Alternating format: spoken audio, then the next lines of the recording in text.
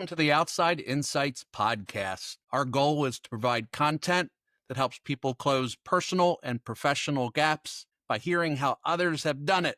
And I'm your host, Chris Burkhard. And today I'm beyond thrilled to have Jonathan Stanley on the show. Jonathan, welcome to the show. Thank you so much. It's great to be here. So, Jonathan, I've learned of one thing. If I ever want to lose my audience is when I read a long bio and do all these things. But one way to, I think, build on you as an author, a speaker, a leader of businesses and purpose-driven organizations is to start with a powerful question that I know you identify in your book. Are you a fisherman or are you a farmer? Go ahead. Yeah, I'm absolutely a farmer. I have to tell you, Chris, I was standing, along the shore walking with my father, and he asked me this very powerful question. I was a little confused when he asked it. I was in my early 20s and he said, are you a farmer or are you a fisherman? You have to decide. And so I was like, what are you talking about, Dad? Yeah. And he explained to me that, a farmer is someone who really plants their seeds and nurtures them and helps them grow and cultivates those plants and keeps some of the seeds for future generations. And a fisherman is someone who's going on the water trying to catch that elusive trophy fish. And his message really was about, you need to decide what kind of person you are. And are you going to spend your entire life looking for that big catch? Or are you really going to grow something that matters and matters to the people you serve? Right? Because farmers have such an important role in our lives. And my dad was trying to say to me, listen, son, when you truly care and nurture for those you serve, your employees, your customers, your community, and you nurture it for the long game, right? To take care of future generations, that's where the win is. It's such a refreshing perspective in a world that seems to have 90-day sprints and quarterly analyst calls, right? And not that every business and purpose-driven business certainly have 90-day goals, just that the world tends to think in those outcomes so quickly. We are impatient, right? And I don't think that's so bad as I think about it. It's the fact that I think that when we think that way, the world is more long-term than that, right? And it might not be win-win if everything we do is 90-day sprints, right? Things develop longer term than that. So this was very influential on you. It's one of many great stories. You were getting started in life, right? Yeah, I wanted to be an entrepreneur like my father, and he wanted to share his wisdom with me. And of course, as a young man, like many young entrepreneurs, I had the fire. I wanted to solve important problems and change the world, but I wanted to scale really quickly. And I think that's the wrong approach because, what I learned through trial and error is that it's really about making a meaningful difference for the people you serve. It's about helping them become the best versions of themselves. It's not a quick win for Jonathan Stanley or the company. It's about how we can help others fulfill their aspirations. As long as we're talking about dads, my dad always used to say that quick growth kills, and he'd say you end up with a business, a metaphor of a house is a business, that it's on balsa wood foundation in those particular ways, and it certainly is impactful in relationships and other things as well. All right. So sort of foundationally, this set you off. You probably didn't at 22 say, I want to be a purpose-driven leader, but you find yourself there today, author of a book, Purposeful Performance, The Secret Mix of Connecting, Leading, and Succeeding. I read the book cover to cover, really enjoyed it.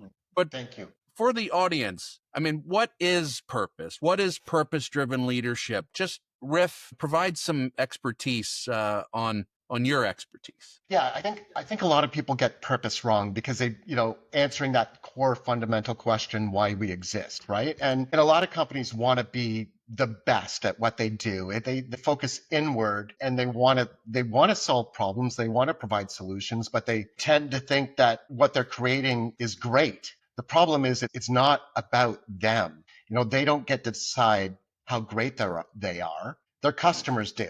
So, from a purpose perspective, it's bigger than why you exist. It's why do we exist and what's the aspirational change we want to make in the world? And that's really the part of it that a lot of people get wrong. people are craving meaning in the workplace. We don't have to go too far back to look at the pandemic, which, I mean, a lot of people paused and reflected and really thought about their role at work, and they wanted more. They wanted to matter. They wanted to feel like their work mattered. So purpose gives companies the opportunity to say, you know, we exist for you, and this is the difference we want to make in the world, and to live with intention so that every choice and decision you make is a step towards fulfilling that purpose. Jonathan, I feel like we may have run some parallel lives. The show's name is Outside Insights, but many years ago, I service marked let me get this right, outside in, and with my father, who had taught me that perspective. And it quite literally was running the business from a customer perception. And I don't get a chance to talk much about that, quote that very much, and I'll share quite openly. I tend to use the purpose from that why perspective of why am I getting out of bed? You know, use that as I think I'm a purpose driven leader. I'll sit my management team down and say, hey, things may change, right? Are you trying to pay for school right now? Or it's always an evolution, but Right. it's just a way to weave this in. And it's hard not to get lost on the internal, right? I mean, it's hard enough to run the company, but to build a strong way to constantly take in that customer feedback to define that direction. Right. And that's so critically important to everything we do. We can't get lost and focus inward. It's really about creating connection with our employees, our customers, and our community. And so we spend so much time talking about how great we are and how we compare to other solutions in the market, when we really should be creating our own differentiation based on that customer feedback in terms of how we can serve them better. Well, your customer will help refine your differentiation and the value that you need to create. You can optimize it based on that insight, right? Right. Huh. But I think what we get wrong is, from a marketing perspective, right? We focus so much energy and time trying to convince people that we're the right solution. But you Yes. can't change the way people think until you change the way they feel. So, Jonathan, all of this was a reinterpretation of things I thought I was an expert in. You gave me a completely different, fresh perspective. Values in a mid market growing business, I think today it's very contemporary to level up your values and maybe even put them into the framing or into a way that they're action oriented, like that people are getting there. But how do you feel? And I hope this is a fair question, frankly, but is what I was left really thinking about and absorbing your material is like, all right, I have values. How should I be using them with my customer as a purpose driven business? Right. So, from a values perspective, they do need to be actionable, but it's really to guide and influence the way people act, think, and communicate. So those values are foundational and have to be aligned with your purpose. And so people typically create values without thinking about purpose. But misalignment happens. And I'll give you a really simple example. If you believe in sustainability, but you're not recycling in the office, there's a misalignment of values there. So those values need to align with why you exist and the aspirational change you want to make in the world. And really, they need to become a part of your company ethos. Everything you need to do, everything from an internal perspective, needs to support those values in terms of how people act, think, and communicate. So, when I was working on a values initiative, it became not only tied to how we think, act, and communicate, but in fact, our performance. And we talk about values on a weekly basis, and not just values in terms of how we carry ourselves forward, but how our fellow colleagues carry that forward. So talking about how someone else on your team, lived that value to help you succeed is an important part of the discussion. I don't see that as much. I think it's common sense. They should be in someone's appraisal, right? In their performance review. There should be recognition based on values because it's behaviors that are 100%. necessary, perhaps even reward around we reward for KPIs, right? For OKRs, we reward for, but do we reward for values based behavior? And I'm just, so So, in yeah, and I say yes. So, I implemented a platform called Motivosity. So what it did was it allowed cross-functional appreciation of people who supported a core value. So I could actually donate, up to a certain monetary amount to a fellow employee on a monthly basis. A token amount, $1 to say, hey, thank you for living this core value and supporting me. And that cross-functional appreciation is available transparently for everyone to see. So on a daily basis, people are interacting with the platform and seeing how their fellow employees are living a core value and how another employee was expressing gratitude for that. the technology makes that possible. We're going to make sure that that's in show notes. I think one of the things I get feedback on is the practical advice that guests give. Just to support that, we use 15.5. It's a very powerful tool, and we have a values based recognition system. It's not monetary in that particular case, but if people are looking for options, I think those are two very strong options for, if you want to unify, if you got good values and you want to use technology to support it. I think you even mentioned 15.5 at somewhere. I think maybe I'm making that up, but I thought I saw that mentioned. It seemed to me that, I don't know, if we pull back for a second and just kind of look at the economy and jobs, what I would call workforce and workplace realities. It seems like you have a lot of expertise and observations about how the last 5 years have really been shaped. The impact of the pandemic on workers, on careers, on leaders, how we behave. So hopefully I'm giving you the proper, tea here. There's definitely this thing that's happened that has influenced your message and what you think is critical. Would you like to talk about Yeah, that? there's an empathy gap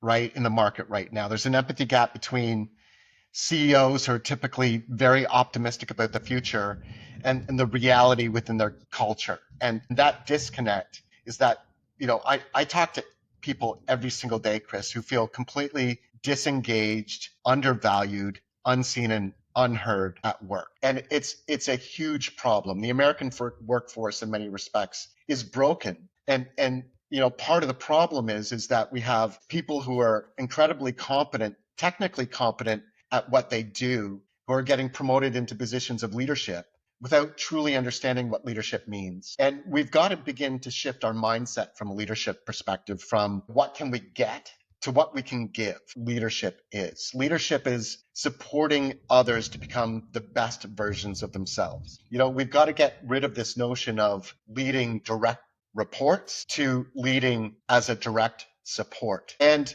there's been a lot of studies around the most effective leaders. There was a huge study where they looked at 25,000 leaders around the world, and the top 10% of those leaders were the ones that built strong emotional connections with team, who made people feel heard and valued and seen. They just don't lead in front of people, they lead beside them. 6 questions at once pop into my mind. I think we're in a world that it seems like uh, the simple question, the lazy question for me as an interviewer is, well, layers have been cut. There's so many less manager roles, leader roles. Careful about those definitions, right? So it's hard to lead. There's been so much cuts in training. But I know you are correct in that people get promoted into leadership for all the wrong reasons, right? They might have been successful producers. They might have Right. been right. But how the I was always taught that there's 10,000 hour mastery rule, and how many hours into you are on your leadership mastery journal of 10,000 hours, right? Like not Yes. getting stuff done in the department, but by being that servant leader side by side with people. That's an important journey. It's a really important journey. And I think that what people miss is we tend to sort of blame this toxicity in the workplace around micromanagement, for example. And my point is that a lot of people are completely unaware of their leadership shortcomings. And so it's our responsibility to help these people take a different journey, to understand what their role means as a leader. And so we've got to provide them the support and training and guidance and mentoring so that they can be more effective in what they do.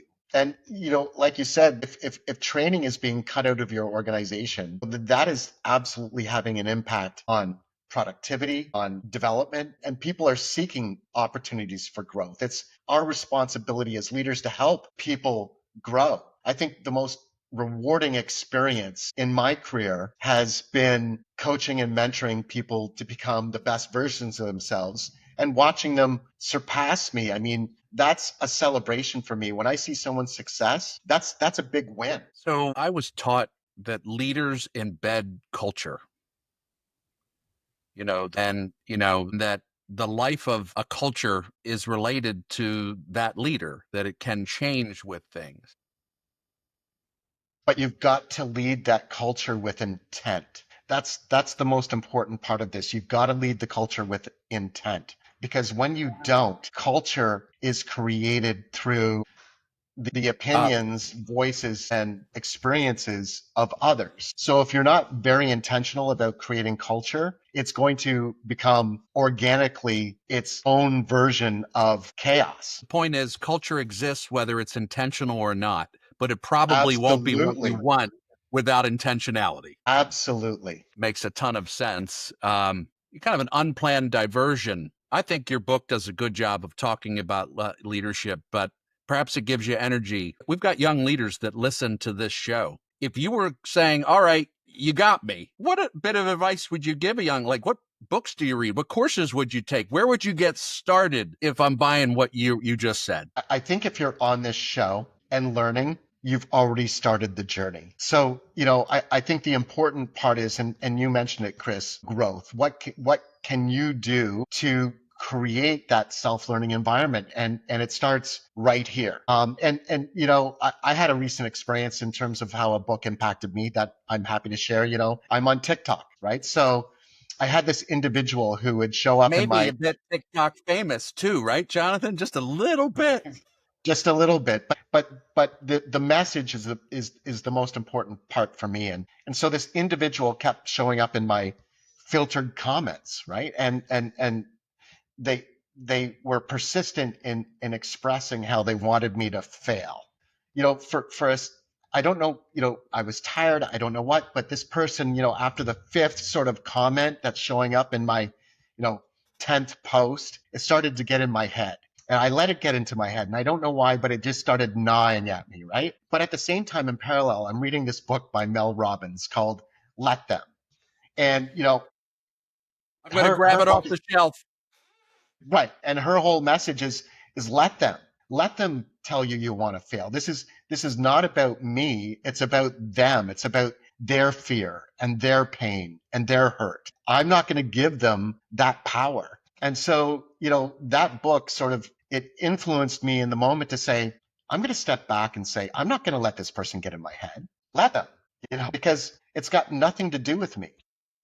Let them And so, let me set it right. aside. I've got a purpose here and you're not slowing me down. Well, when you're coming at things with such the long-term positive, do it right, don't cut corners. I mean, first of all, trolls, right? It's tough. If you're trying to do good in the world, I think we share that in common. It does sting when somebody doesn't get it. But if you will allow, I get it, and there's always a response. And what I've come to understand is it's what we were talking about with the workforce before in the last 5 years. There is, you said it, there, you talk to people every day that are ignored, that are in pain, that are confused, that can't figure out, how, in my words, how to manage their career based on this very dysfunctional, goofy, hard to navigate time. So I think it Yes. shows up as a comment to you like, I mean, you're a wackadoodle. I can't do that. I can't even get a job. And you're telling me to live long term. Like, I got to pay my bills on Friday. That's what I get. Right. Like, so I think I have empathy for it. And it's part of the message, right? Is like the way we're going to fix this is to do it right. Correct. And what I always say is, lead with heart, but inspire with purpose. And if you want to create meaning in the workplace, the most important thing you can do is begin that purpose journey to create something that's bigger than yourself. And there's a generational shift happening. If we look at millennials and particularly Gen Z, More than 70% of Gen Zs want to do business with a company that stands for something, that aligns with their purpose and values and beliefs. So from a company perspective, how are you creating solutions, products and services that not only make a difference in people's lives, but align with the worldviews of those you serve? We want to do business with companies that share common beliefs. What would be a comment of advice if, well, speak to me. I run a mid-sized business, lots of employees. What do I go look at? Where do I start on that journey a little bit?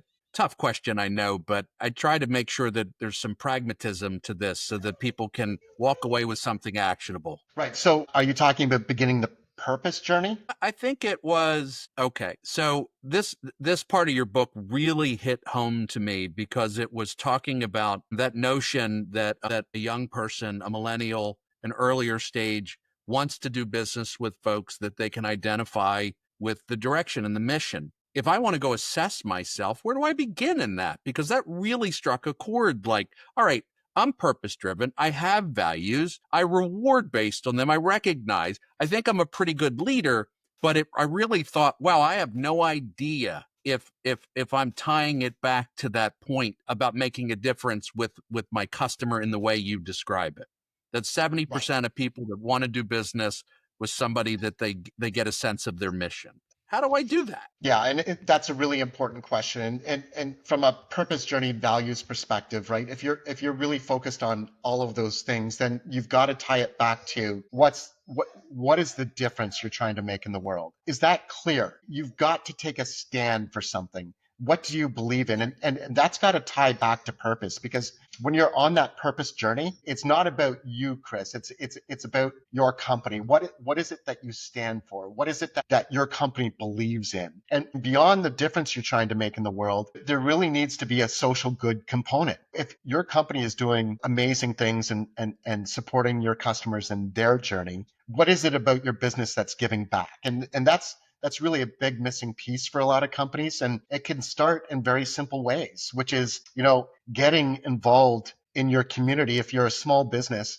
if you're donating volunteer hours, paid employee time off for cleaning up your community on those days that represent, garbage cleanup. What is it that you're doing from a company perspective that is doing some social good that aligns with the change you're trying to make in the world? Because purpose is more than just why. It's the how and the impact of that why. People want to do business, particularly Gen Z, with companies that are doing good in the world. So how do you communicate that to your audience? In an authentic way that doesn't look, like Absolutely. it for the purpose of, look what we're doing. Do it for the right reasons that tie back to things. So let me give you an example. There's a small business owner in New Jersey. I met her on vacation. Amazing woman. She runs a moving company, right? So she's got a fleet of trucks and she moves people from typically, their home to their new home, right? So does she have a greater purpose outside of moving, someone's personal belongings from one home to another? Absolutely. Number one, she leads with empathy and kindness. She understands that this is an emotional time in people's lives, particularly when they're moving from one place to another. But she also donates that fleet of trucks for hurricane relief. She's involved in her community by moving perishable goods with those into homeless shelters. She's running toy drives at Christmas for children in need.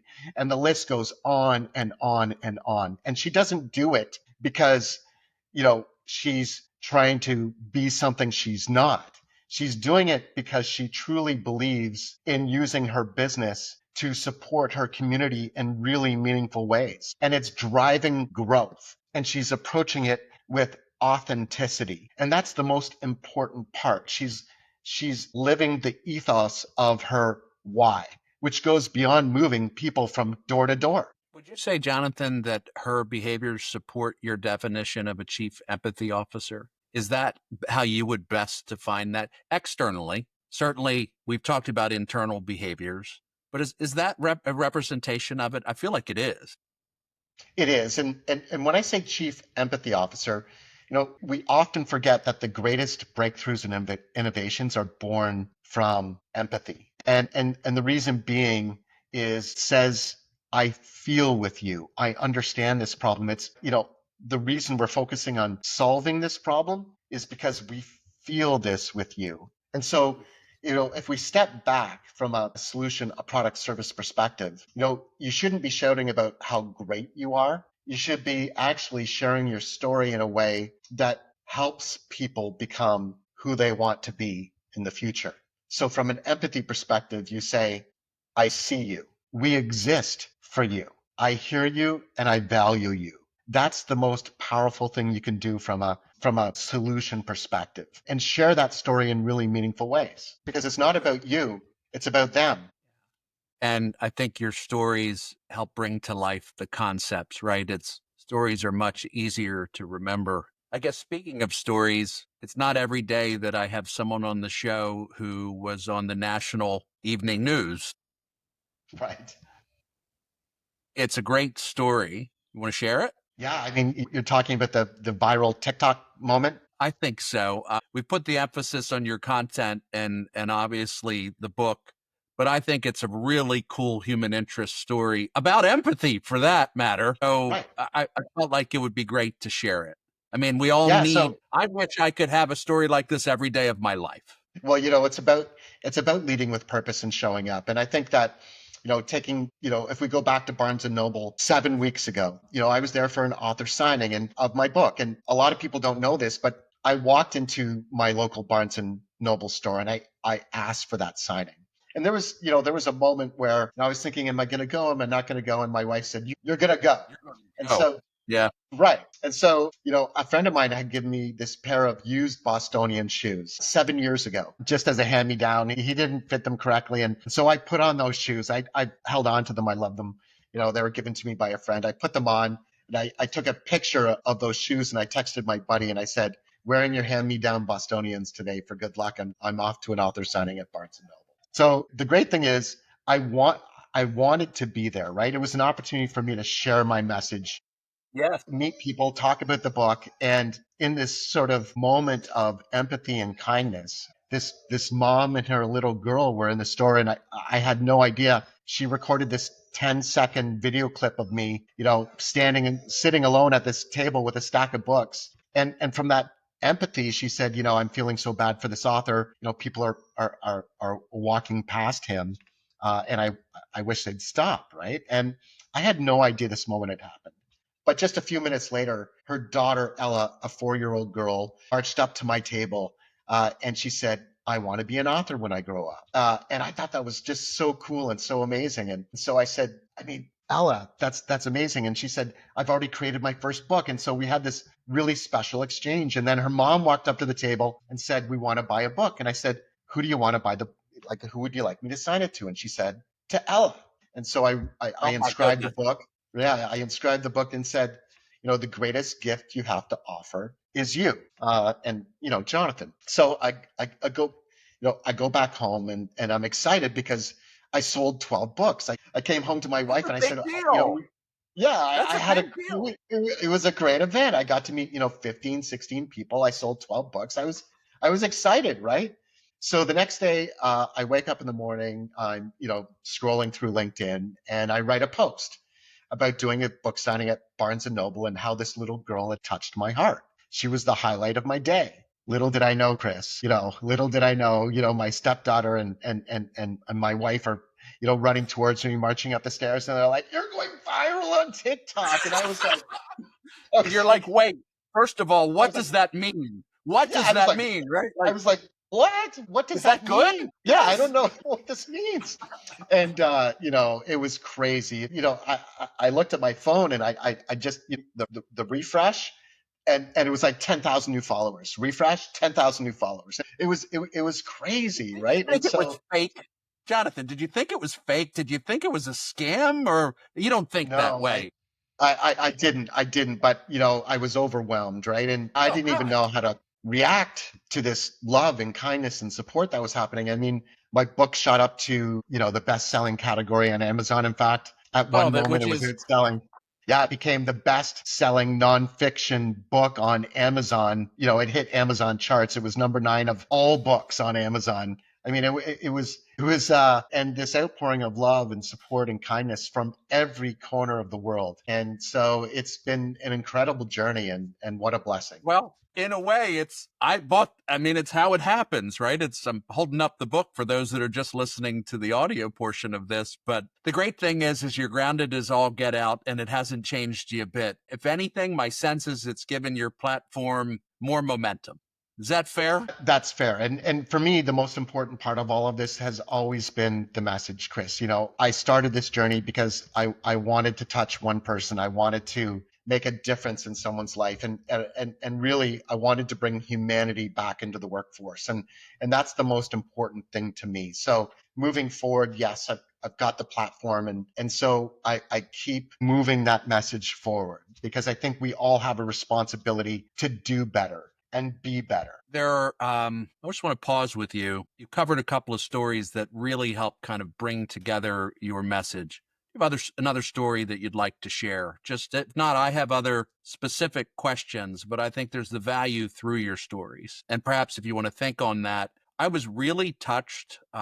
So I run a group once a week. It's called a life plan review, where everybody scores themselves on 8 questions with a 1 through 10.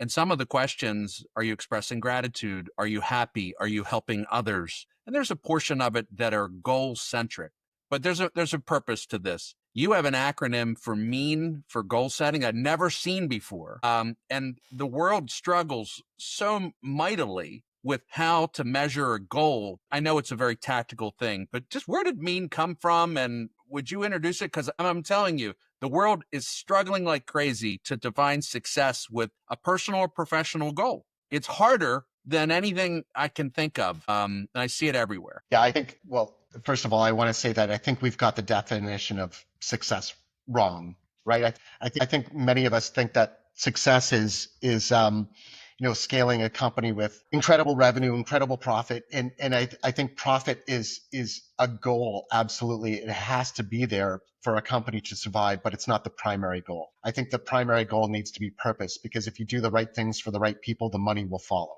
But more important than that, I think a lot of companies approach goals the wrong way. And I believe that, we've been using this SMART goal framework for as long as I can remember, right? Specific, measurable, the SMART goal framework, right? And I sure the do. key word in there is achievable. And Yeah. and achievable from my perspective is the wrong way to approach Well, goal setting. It's we think small. It's it's hard to stretch. people don't stretch, and there's been some really important studies about this, and people using the SMART goal framework, there's only 13% of people that believe it helps them become better at what they do in trying to achieve those goals. So I think that we need to take this notion of SMART goals off the table, and achievable is not the way to reach, as you mentioned. Achievable is uninspiring. It certainly doesn't motivate me. And goals have to be uncomfortable, because if you're not willing to get uncomfortable, then there isn't any learning in the journey. So I introduced a new framework called MEAN because they have to align with fulfilling purpose. If you're striving to make an aspirational change in the world, if you're striving to make a difference in people's lives, whatever that may be, how big or small. I mean, if you're a small clothing retailer designing your own clothes, you've got a purpose, and defining that and the change you want to make in the world. The goals have to be meaningful, right? They have to be meaningful in terms of how you're going to move that goal forward in terms of achieving that purpose. They need to be exact. So there needs to be clarity in the goal. So there's no confusion. The problem around goal setting is a lot of people, they're so ambiguous. We want to improve customer service. What does that mean? What does that look like? It's confusing. It doesn't make any Yeah. sense. There is nothing for people to reach for because the goal is so ambiguous. So does that mean reducing call time by, you know, 20% over the next 90 days? Okay, now we have a very clear, concise, and measurable goal that's going to help us fulfill our purpose. So the other, right? So being exact about what you want to achieve, and being actionable and necessary. Is this truly necessary? And this is where the critical thinking that we so often miss in it. Listen, I've been in companies doing SMART goals, Chris, and and Yeah. and and, and it's like checking a box on a Ah, task list, of right? course And it is. and so People don't do the critical thinking around goals. Why is this goal necessary? How is it going to move us forward? When we achieve it, absolutely celebrate it, but what is the outcome as it relates to purpose? We've got to make goals meaningful, exact, actionable, and more importantly, necessary, and start doing the critical thinking about how we get there and why it's important. Yes. Jonathan, I don't know if you're a John Doerr fan, Measure What Matters. I don't know. Perhaps I No, I, find that, okay. Yeah, he was, yeah, it's a lovely quick read. He did it at Google, and it's the idea of an objective and then having very clear, it's stretch objectives with very clear key results to measure it. So I think it's the language of the key result that helps, but it's still a struggle for folks struggle to think aspirationally, and that's the same with your acronym mean. And then I have great success with the three whys. It isn't as right. detailed, but if I almost have to use them all in order to get, it to have meaning. To peel back the Not to layers. yes, exactly, exactly. All right. I asked you about stories. You good there, or shall I move forward? We'll pause. Yeah, I'm I'm good. All right. So obviously, you're a thought leader with your own material. What books do you like to gift out, or do you recommend in support of your thinking? Yeah, one of them is The Go-Giver by Bob Berg. Great book, simple read, really powerful message. And he's got the By the five way, the laws of. last guest on this show, which is purely coincidental, but thank you for that. So we'll make sure that that episode is listed. He's one heck of a guest, and what a story. An important story, right? And that's a book I read in bed with my wife, and we really enjoyed it. And it's such a simple read, but really a powerful message. And it comes back to this place of connection, right? It's making sure that you always take the time to put the interests of others first before your own. I love that about the book, because really it's transformational in any ways, not just professionally, but personally. And I can relate it back to a personal story. We often come home from work, right? We may have had a bad day, and the first thing we want to do is sort of barge through the door and say, I had a terrible day.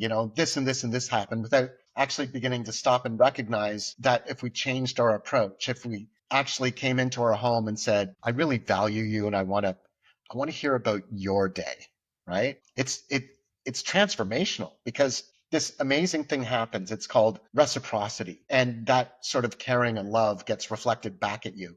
And it's incredibly powerful. Fastest way to feel better is to do something for someone else. 100%. And there's research about that. I mean, the power of giving, right? The power of giving, actually helps us feel more fulfilled. Dopamine, serotonin, and I'm far from a medical professional, but I could go on and on with the good stuff that drips once we Right. start to think that way, right? And it's a better 100%. dopamine than scrolling on your phone, I imagine. It's a better thing. All right. So you've been very generous and giving. I like to end the show. My favorite question is, what advice would you give your 20 self? Wow. That's an incredibly powerful question. First of all, on my journey, the gift of purpose for me has been strength and resilience. It's not easy. What we're setting out to do, Chris, when we're building our businesses it's not easy. It's hard. There are tough moments, and it's an emotional journey, often an emotionally charged journey. There's those incredible highs, but there's also those incredible lows. And what I would say to my 21-year-old self is embrace the failures. Failures are those opportunities for learning. I have failed so many times. I can't tell you how many times I failed. I've made so many wrong decisions, Chris, but that's where the learning happens. That's where we build strength and resilience to carry us through the tough challenges. And purpose has helped me push through the dips. It's that sort of guiding North Star that really communicates to us why we're here and why the message matters. That's very, very powerful, because I mean, I agree with you. I found after reading your book that I was holding on to my purpose, and it was overriding the imagined worries of what I was failing at or what Right. didn't go well. Like it was And a that's okay. sustainable source of energy, right? It Right. was sustain, and there's something powerful to that. So I'll take a little risk. I'm sure our audience will know this. Jonathan, you were not alone on this podcast. Who is it that is around you that was joining this call today? We all love our pets. So who was it that was in the background today? Introduce this wonderful creature. So that was we have a Vizsla. His name is Okay. Charlie, Can and we get a picture of Charlie? We got to put Charlie in the show notes, you know? yeah, I will absolutely give you a. Could you hear him whining upstairs? And of course, just hear him a little bit. So Right. I, I hope you don't mind I, me being transparent. I think this is no, live and raw, and right. And so I pets want are to good say for the soul. that, and it's because he is a human, Chris. I mean, he truly is a human. And so I see. when we're not around, he's like, "Come on, guys! Like I really And need like, you." yeah, like Yeah. what? So I don't know what you're doing that's so important, right? But right, what about exactly. me? You know? All right. So, Jonathan, you're more than a podcast host. You've got this great book. My sense is that you want to create value in the world through different ways. What is it? I mean, how do people reach you, and what do you want them to reach you for? Yeah, so great question. And so as I step forward in this journey, the really thing I'm focused on right now is obviously getting ready to write a second book. I'm going to start beginning that Okay. journey in the next month. And the You like second part of that punishment? is That's good. yeah, exactly. And speaking engagements. So, I am getting onto stages to share this message about why purpose matters and values matter and how we need to bring humanity back to work and how we can all do better at serving others. And that's so important in our world today, making people feel valued, seen, and heard. And it's missing, and we've got to fix it. Well, I think I'm going to ask you to come into my little company with placers, and perhaps we can figure that out. Jonathan, you're the authentic, real deal. You're down to earth. And I very much appreciate you joining the show today and sharing messages that are oh so important. Thank you so much. It was so great to be here, Chris.